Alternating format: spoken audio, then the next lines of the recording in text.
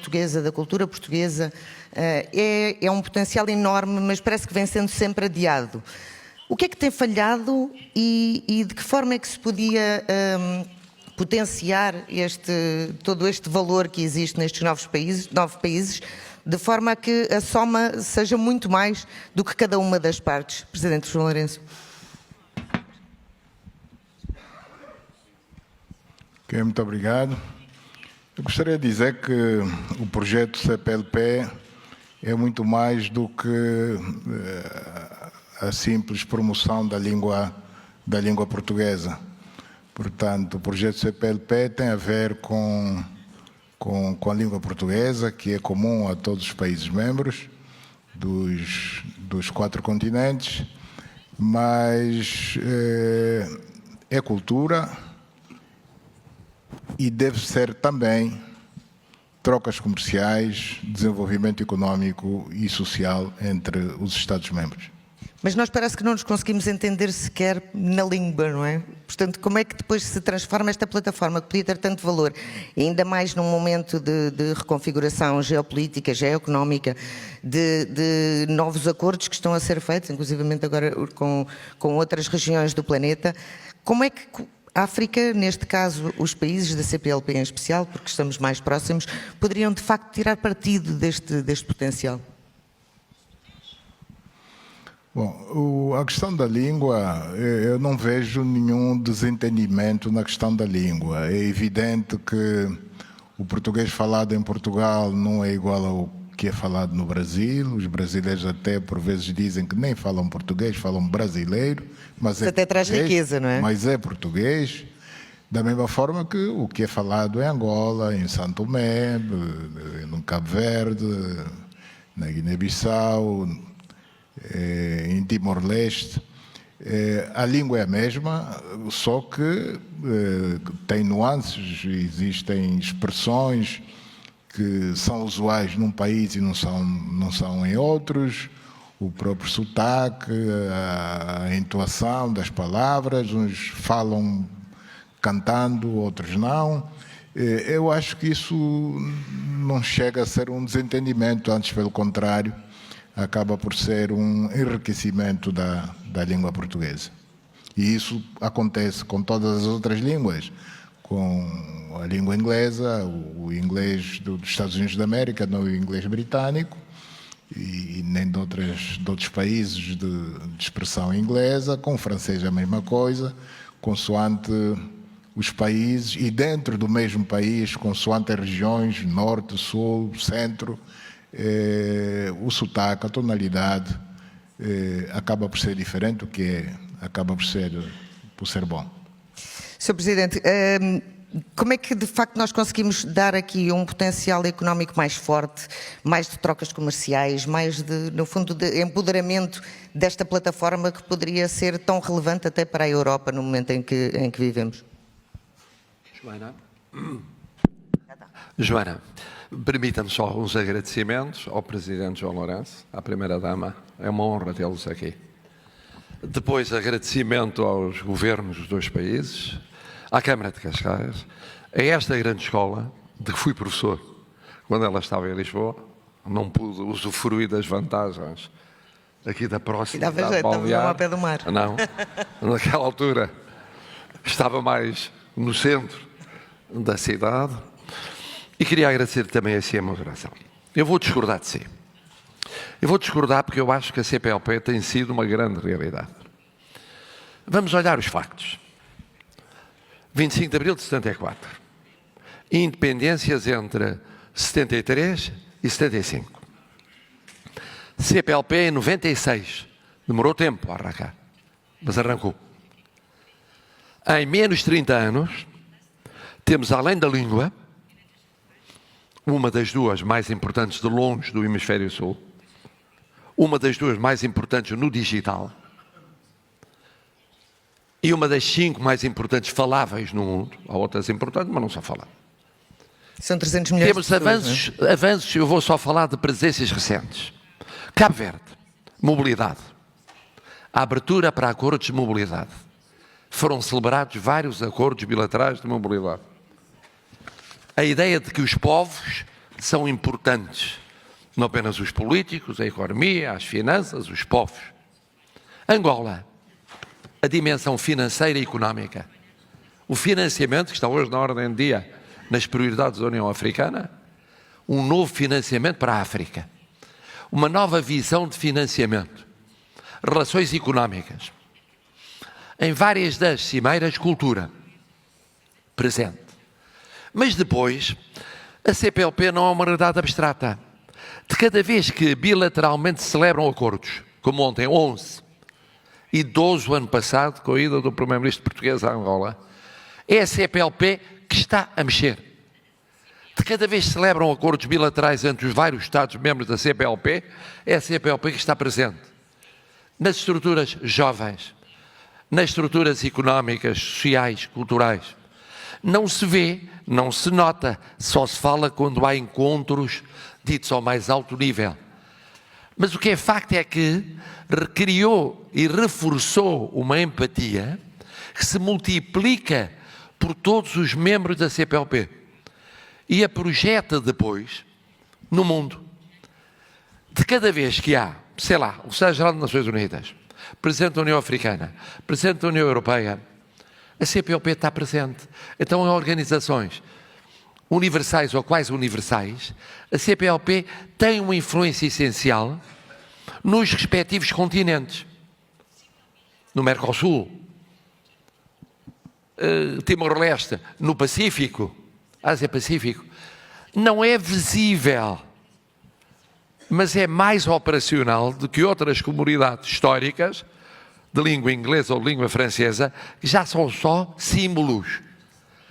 Não são dinamismos presentes no dia-a-dia das economias e das sociedades. Mas tem conseguido saber afirmar-se em termos mesmo económicos nestes fóruns internacionais, por exemplo, enquanto uma realidade viva junto da União Europeia. Ainda há pouco no painel anterior se falava da dificuldade que há sempre em materializar as relações entre a Europa e a África, que de facto elas existem, mas são sempre muito difíceis. Que bom exemplo. É um grande exemplo. Sabe quem é que desencadeou as cimeiras da União Europeia? África? Portugal. Em 2000, em 2007. E agora vai ser a próxima em Angola. Angola representa toda a África. E na troika que lidera a União Europeia está lá um português, presidente do Conselho Europeu. Isto não é um acaso. Isso chama-se também CPLP. É óbvio que não se está a pensar apenas na CPLP, está-se a pensar na União Africana e na União Europeia. É verdade que na União Europeia há, de vez em quando, países europeus que não percebem, porque não têm essa história, não têm essa empatia, não têm essa relação, a complementaridade crucial entre a Europa e a África. Mas aí entram, precisamente, as cumplicidades da CPLP, as cumplicidades bilaterais entre Estados da CPLP, as cumplicidades entre responsáveis políticos, que são muito importantes. É uma realidade que tem carne e osso, que se faz dessa proximidade. Custa a uma certa Europa perceber, mas custa perceber outras realidades, custa perceber a ligação à América Latina, custa perceber outras ligações. A mais próxima, a mais evidente, a mais óbvia é com a África. E é também muito necessária. A África é o continente mais jovem e Angola está no top dos países mais jovens. A média de idade está abaixo dos 20 anos.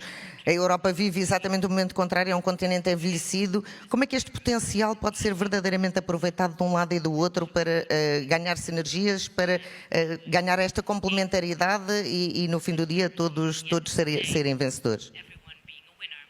Bom, com relação à África, penso que não deveríamos nos limitar a falar do potencial demográfico, é um facto. Portanto, a África é um país jovem, essencialmente jovem. Isso é um capital que não deve ser descurado. Mas também, do ponto de vista energético, a África... Sim, já vamos tocar nesses temas também, obviamente. Então, limitando-nos ao potencial demográfico. A demografia é um capital. Portanto, quem tem população jovem, em princípio, está em vantagem, uma vez que a força de trabalho, em princípio, é jovem. Existe uma possibilidade desses jovens em estado, se me permite a expressão, mais natural, poderem ser forjados, poderem ser preparados nas escolas, nos institutos, nas universidades e portanto, serem os quadros do futuro. Esse potencial é para servir não apenas o continente, mas para servir o mundo. Portanto, a Europa devia olhar para ele com outros olhos, investir em África, até para evitar que os jovens africanos atravessem o Mediterrâneo e cheguem à Europa nas condições que a gente conhece. Portanto, se o investimento for feito em África, não só eles vão servir o continente, como vão servir o resto do mundo, servir a Europa em melhores condições, mais qualificados, portanto, para ocuparem, digamos, o mercado de trabalho. Enriquecer a África é este passo essencial, não é só uma questão financeira, é enriquecer também em termos de formação.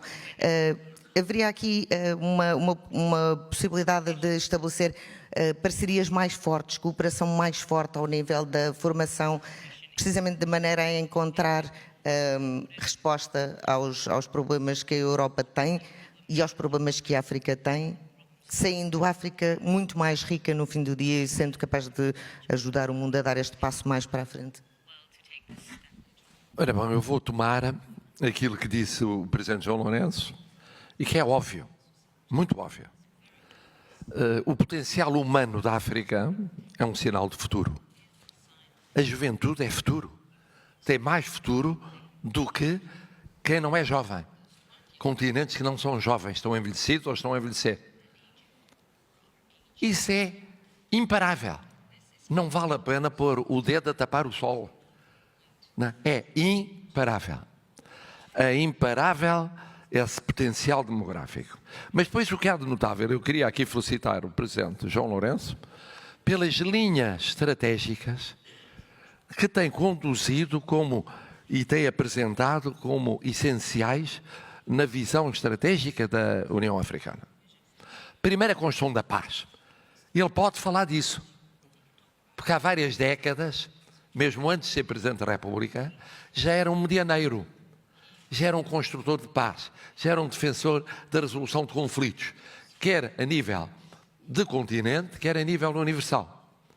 E ainda recentemente protagonizou uma experiência, e está a protagonizar, muito importante em África. Segundo lugar, e sem paz não há desenvolvimento. Segundo lugar, a proposta de uma visão continental com eixos estratégicos de mobilidade a todos os níveis, também económico e financeiro, que é uma proposta de uma visão espetacular e que ultrapassa a ideia de regiões dentro do continente. É o continente visto como um todo. Claro que só é possível isso falando em nome de uma potência. É preciso falar em nome de uma potência, com afirmação no continente africano e para além dele, para ter a autoridade de propor essa linha.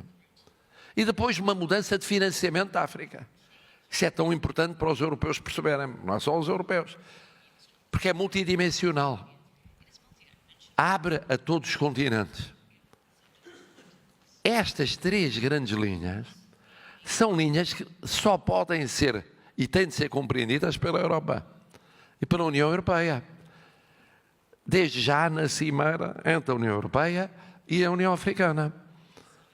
A ideia da construção da paz, a ideia de uma visão continental com eixos de futuro e depois, estando Angola a dar exemplo num desses eixos, o corredor do Lobito, e finalmente a ideia de que tudo isso implica uma outra visão de financiamento completamente diferente da visão que veio do passado e continua a persistir no presente. Fala em parcerias. Mas precisamente o que o mundo neste momento precisa é aquilo que esta visita do Presidente João Lourenço protagonizou. Parcerias. É isso mesmo. Porque a moda agora parece ser não o multilateralismo, não o aprofundamento de uma visão universal, não a valorização das organizações internacionais, não uma abertura em termos de economia e de finanças no futuro, mas o fechamento. E a cimeira deste fim de ano, a compreensão na Europa daquilo que é fundamental não é diálogo, é na parceria com a África. A disponibilidade africana quanto a essa parceria. A importância que tem na balança de poderes mundial, neste momento e no futuro. A importância que tem na construção de um sistema internacional com regras, com valores e com princípios fiável para a economia internacional poder funcionar. Tudo isso está a ser construído. Umas vezes são visíveis as parcerias, outras vezes não são. Aqui nesta sala estão certamente muitos empresários. Muitos gestores e empresários. E mais académicos e gente da cultura. Sabem das parcerias que estão a ser construídas todos os dias.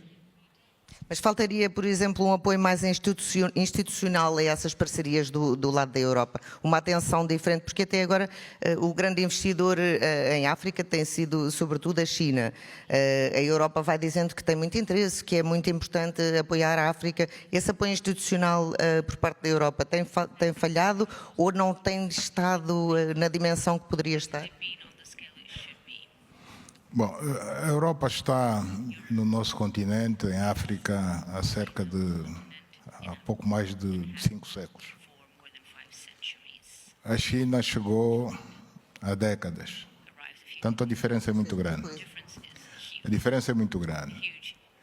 A Europa poderia tirar um melhor proveito do facto de conhecer melhor o continente africano, porque sempre esteve em África, nunca abandonou. Numa condição ou noutra, sempre esteve em África. Bom, tem feito o que pode. Nós pensamos que poderia fazer mais e melhor, não no sentido de competir com quem quer que seja, com a China, com qualquer outro país ou continente, mas no sentido de tirarmos vantagens mútuas. Portanto, a África ganharia mais e a Europa também ganharia mais. Portanto, o continente precisa de construir ainda muitas infraestruturas de todo tipo para garantir a mobilidade, a conexão entre países, tanto em termos de estradas, pontes, autoestradas, caminhos de ferro, portos, aeroportos. Precisamos de investimentos em infraestruturas nas tecnologias de informação e telecomunicações. Precisamos de investimento na produção e transportação de energia. Precisamos de investimento na saúde, na produção de água, na produção de energia, de preferência energia limpa, portanto, de fontes limpas. O continente é rico em recursos hídricos, portanto, neste momento, apenas cerca de 40% da população africana beneficia de energia nas suas casas. Portanto, há um gap de cerca de 60%, o que não é de se aceitar. Com o potencial existente, o potencial não apenas hídrico, onde dá para construir muito mais barragens hidroelétricas, como até a abundância do sol existente no nosso continente, portanto, podendo os países africanos investir, desde que possam, em fontes renováveis, nomeadamente em parques solares. Portanto, o potencial é grande, as oportunidades existem.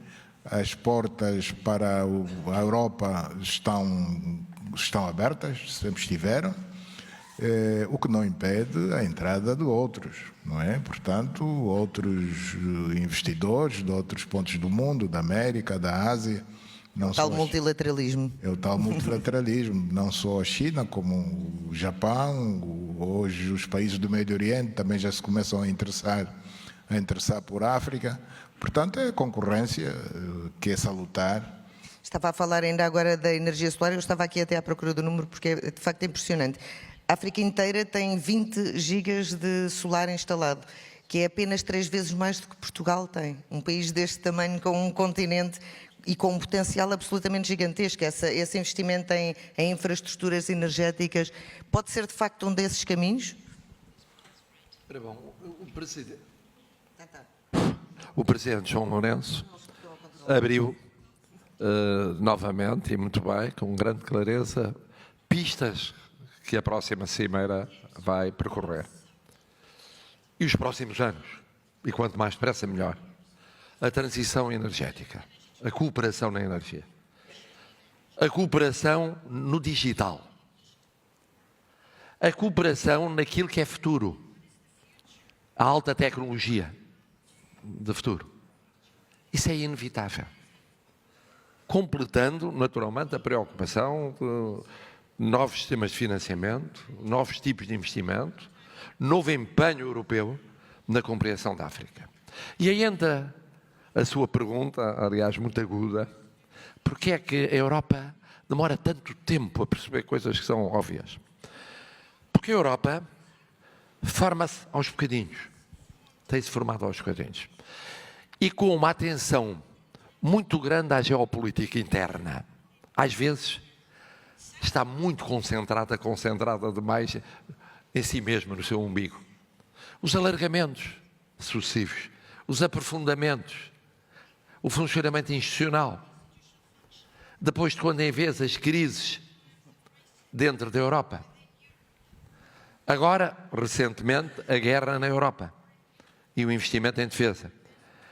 E de cada vez que a Europa é chamada a concentrar-se em si, perde a visão do mundo. Perde a visão do mundo. Até para explicar porque é que certas questões que aparentemente são europeias, são questões mundiais. E perde a visão, desde logo, das relações com a África. E isso tem acontecido, muitas vezes. E é por isso que a Europa é comercialmente, no somatório das suas realidades, muito forte, mas não aparece tantas vezes quanto necessário como potência internacional, mundial, nomeadamente no plano económico e financeiro. Por outro lado, de quando em vez também aparecem limitações geopolíticas. Eu dou um exemplo. A China. Com a China. Eu vi, com apreço, a visita à China dos responsáveis europeus. Não havia razão nenhuma, rigorosamente nenhuma. É verdade, Portugal fala à vontade, porque Portugal manteve sempre, há séculos, ligações com a China. Mas era considerado um caso excepcional, olhado como patológico. Não há nenhuma razão para a Europa não estar atenta àquilo que é a cooperação económica, financeira, com a China. E isso ter conhecido anos de paragem. Agora, o que há de novo, penso eu, espero eu, desejo eu para o futuro, é que a Europa perceba que virar-se para fora é ser maior do que virar-se para dentro. E que ao virar para fora, esse fora, como recordou o Presidente João Lourenço, mais óbvio, é o que é um fora dentro. Porque é uma realidade que existe fora e dentro da Europa, que se chama África. Parece uma evidência. Para si, Sr. Presidente, a Angola tem feito um caminho enorme, tem feito imensos investimentos em infraestruturas. O corredor de que falava há pouco, o corredor do Lubito, vai fazer aqui uma diferença fundamental. É este tipo de infraestruturas que são prioritárias para a África, nomeadamente para a Angola, evidentemente, ou é preciso fazer estes, mas também captar muita tecnologia, muita inovação para tudo andar em simultâneo e se chegar à agenda de 63, portanto a este horizonte, com os objetivos da agenda que são muito ambiciosos, ou cumpridos ou muito perto disso? Sim, de facto, a África precisa, para se desenvolver, precisa de investir bastante em infraestruturas, nos domínios que eu já me referi há bocado, sobretudo infraestruturas de conexão, para haver conectividade entre os vários países, sob pena até de não conseguirmos cumprir com uma das decisões, das mais importantes decisões da União Africana, da criação da Zona de Livre Comércio Continental Africana. Portanto, só haverá comércio entre os nossos países se houver a possibilidade de locomoção, de mobilidade de pessoas e de bens, o que infelizmente isso não acontece hoje. A África só se vai desenvolver se investir fortemente em energia, na produção, transportação e distribuição de energia. A África só se vai desenvolver se investir na sua industrialização, na transformação das matérias-primas que têm em quantidades consideráveis no seu subsolo, não só para acrescentar valor aos minerais de que o continente dispõe, mas também para resolver o gritante problema do desemprego, que infelizmente conhece taxas muito elevadas no nosso continente. Falando concretamente de Angola, sim, nós estamos a trabalhar de forma muito séria em construir infraestruturas em todos esses domínios, água, energia, escolas, hospitais. Hospitais estamos a avançar muito bem, tecnologias de informação, e creio que o resto do continente tem a mesma vontade, só que nem sempre a vontade é tudo. É preciso ter vontade e é preciso ter a possibilidade, a capacidade de o fazer, ou com recursos próprios, ou recorrendo a crédito e a financiamento de outras fontes. Nós vamos realizar agora, em 2 meses seguidos, não apenas a Cimeira União Europeia-África, que terá lugar em 24 e 25 de novembro, como um mês antes, portanto nos finais de outubro, vamos realizar também em Luanda uma cimeira da União Africana sobre as infraestruturas, precisamente sobre a matéria de que estamos a falar. Infraestruturas como um fator de desenvolvimento. Portanto, isso apenas para dizer que as infraestruturas estão no topo das nossas preocupações. E não é por acaso... Mas podemos falar também do setor primário, porque Angola tem um potencial agrícola também gigante, não é? Sim.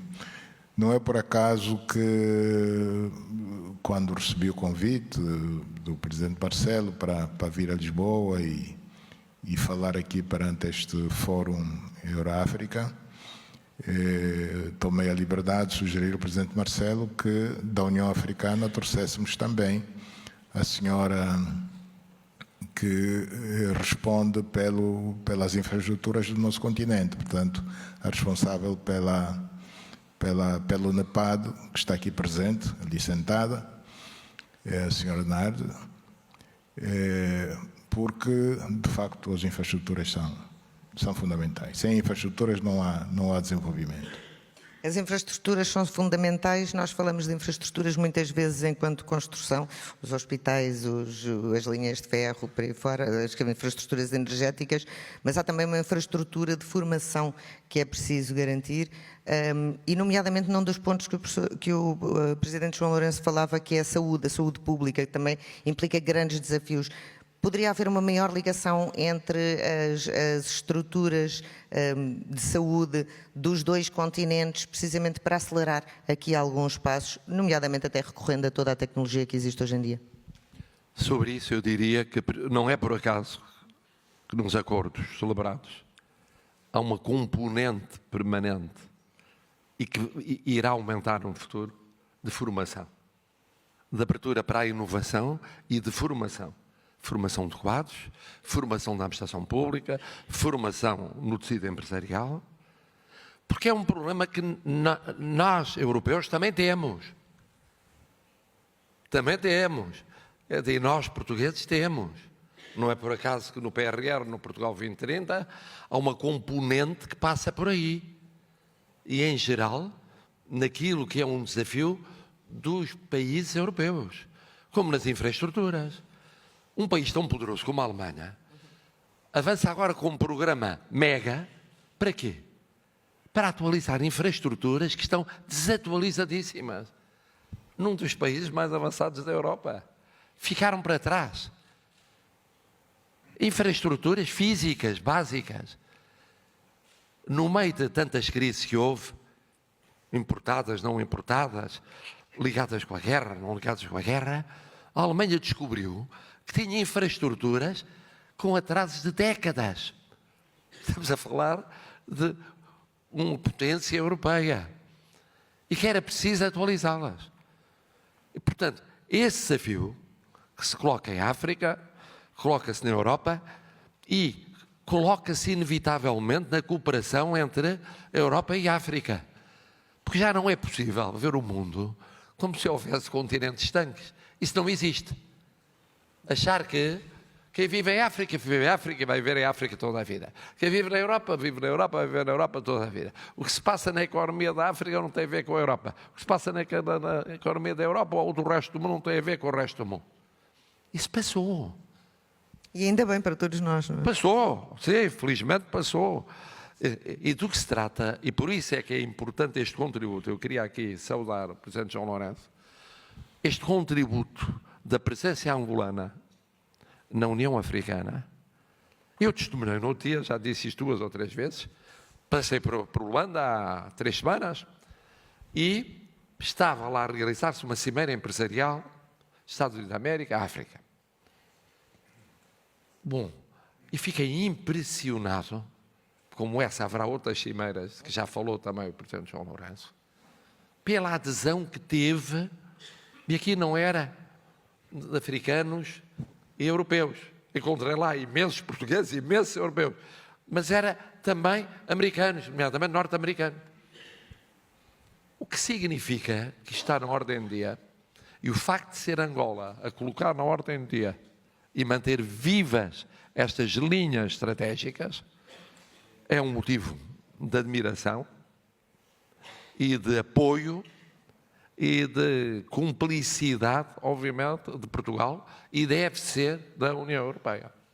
Professor João Lourenço, esta cumplicidade e esta capacidade de atrair é mais fácil junto das empresas diretamente do que das instituições? As instituições são estruturas muito pesadas, não é? Atrair o quê? Atrair o quê? Atrair empresas para fazer o investimento que é necessário. Será mais simples até, se calhar nesta plateia terá, no fim, muito mais pessoas interessadas em investir nas infraestruturas que há a fazer, naquilo tudo que há a fazer, quer em Angola, quer em todo o continente, porque a agenda de 2063 é de facto muito ambiciosa. Se calhar é mais fácil irem as instituições e as plataformas atrás das empresas que são mais ágeis em encontrar as oportunidades e a trabalhá-las?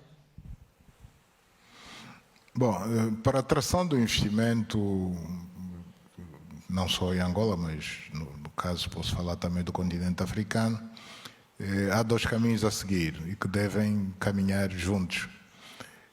Primeiro, procurar criar um bom ambiente de negócios, e todos nós, todos os nossos países, uns mais, outros menos, têm noção de que é fundamental fazer isso e estamos a fazer, alguns com sucesso, outros com menor sucesso.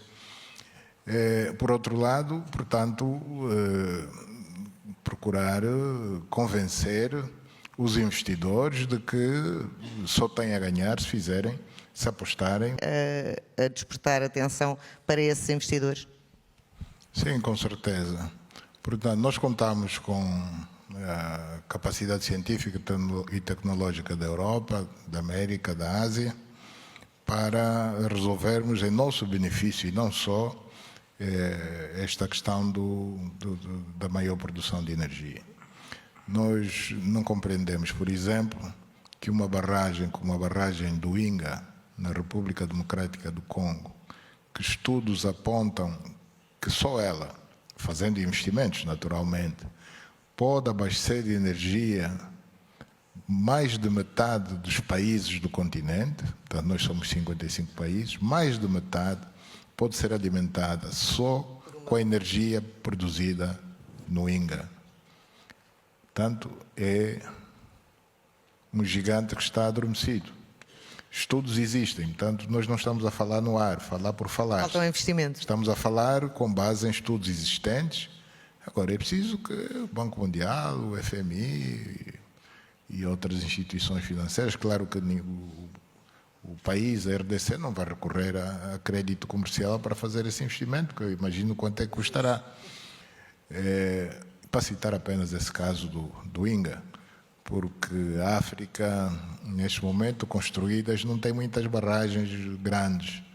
Portanto, tem a do Assuã, no Egito, ali na Alexandria, tem Cabora Bassa em Moçambique, tem as 3 em Angola, portanto, Capanda, Laúca e vem aí o Caculucabaça, são grandes barragens. Bom, tem agora a barragem da Renascença na Etiópia, que está prestes a arrancar, e não tem muito mais. Quando está aí o gigante adormecido, que ninguém aparece a se comprometer a meter dinheiro para resolver o problema de energia no continente. Estamos mesmo a chegar ao fim do nosso tempo e eu vou pedir aos 2 presidentes que deixem uma mensagem para as contrapartes, ou seja, de Angola e em representação de África. Que mensagem gostaria de deixar à Europa e à União Europeia que atraísse e permitisse melhorar as condições e efetivar mais acordos, mas na prática, não apenas de assinar papel? E para si, Presidente Marcelo, exatamente o contrário, portanto, do lado europeu, que mensagem deixa a África? Presidente João Lourenço? Bom, a mensagem que eu deixo é que devemos trabalhar no sentido de continuar a fortalecer as relações entre os nossos 2 continentes, através das duas uniões, portanto, a União Europeia e a União Africana. Isto vamos dizê-lo agora em novembro, quando acontecer a Cimeira em Luanda, que trabalhemos juntos no sentido de encontrarmos condições de crédito mais justas nas instituições de crédito internacionais, que não são apenas europeias, mas a Europa tem alguma influência sobre elas, na certeza de que sairemos todos a ganhar. Portanto, um continente desenvolvido reduz em grande medida um dos problemas que está hoje na agenda da Europa, que é o problema da imigração, particularmente da imigração ilegal, que vem aumentando na Europa a partir do norte da África. Isso porque os jovens vão à procura de melhores condições de vida e não encontram outra forma de o fazer senão emigrar, não importa como. Portanto, se a Europa ajudar-nos a desenvolver o continente, com certeza que este assunto da imigração vai sair da pauta quer dos políticos, quer dos europeus, dos cidadãos europeus de uma forma geral. Sr. Presidente? Eu estou muito confiante.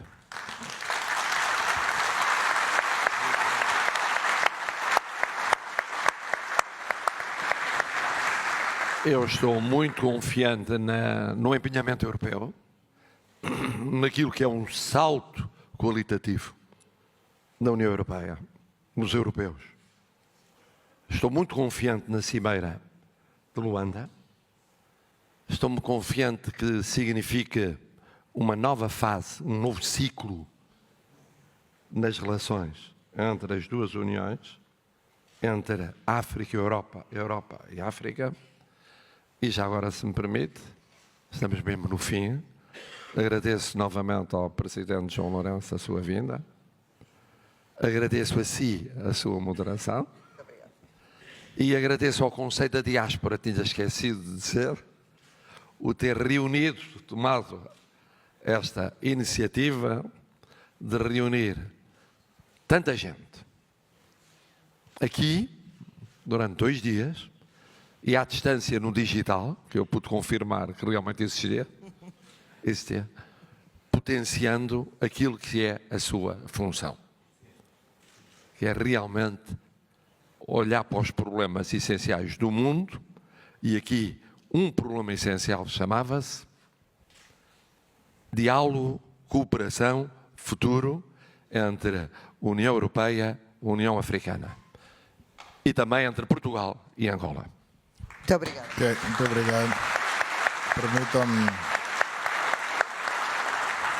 Permitam-me, antes de encerrar, agradecer também a oportunidade que o Conselho Português da Diáspora e os organizadores do Fórum Euroáfrica me concederam em poder estar aqui perante esta muito importante plateia, bastante diversificada na sua composição, para falarmos de assuntos do mundo, da Europa, da África, mas de uma forma geral do mundo. Muito obrigado. Muito obrigada. Muito obrigada a todos os que nos acompanharam. Muito obrigada, Sr. Presidente João Lourenço. Muito obrigada, Sr. Presidente Marcelo Rebelo de Sousa. Foi um gosto. Muito obrigado a todos. Terminamos o Euroáfrica.